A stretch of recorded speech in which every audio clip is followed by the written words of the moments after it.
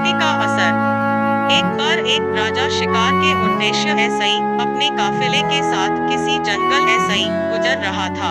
दूर दूर तक शिकार नजर नहीं आ रहा था।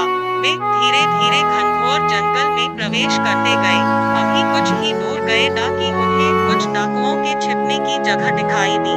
जैसे ही वे उसके पास पहुँचे कि पास के पेड़ पर बैठा तोता बोल पड़ा, पकड़ो पकड़ो, एक राजा आ रहा है, इसके पास बहुत सारा सामान है, लूटो लूटो, जल्दी आओ जल्दी आओ।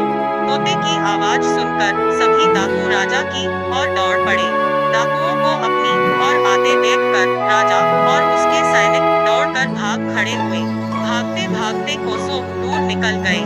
सामने एक बड़ा सा पेड़ दिखाई दिया। कुछ देर सुस्ताने के लिए उस पेड़ के पास चले गए। जैसे ही पेड़ के पास पहुँचे कि उस पेड़ पर बैठा तोता बोल पड़ा, आओ राजन, हमारे साधु महात्मा की कुटी में आपका स्वागत है।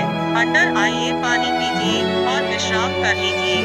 तोते की इस बात को सुनकर राजा हैरत में पड़ गया और सोचने लगा कि एक ही जाति के दो प्राणियों का व्यवहार इतना अलग अलग कैसे हो सकता है। राजा को कुछ समझ नहीं आ रहा था।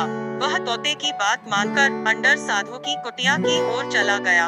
साधु महात्मा को प्रणाम कर उनके समीप बैठ गया और अपनी सारी कहानी सुनाई।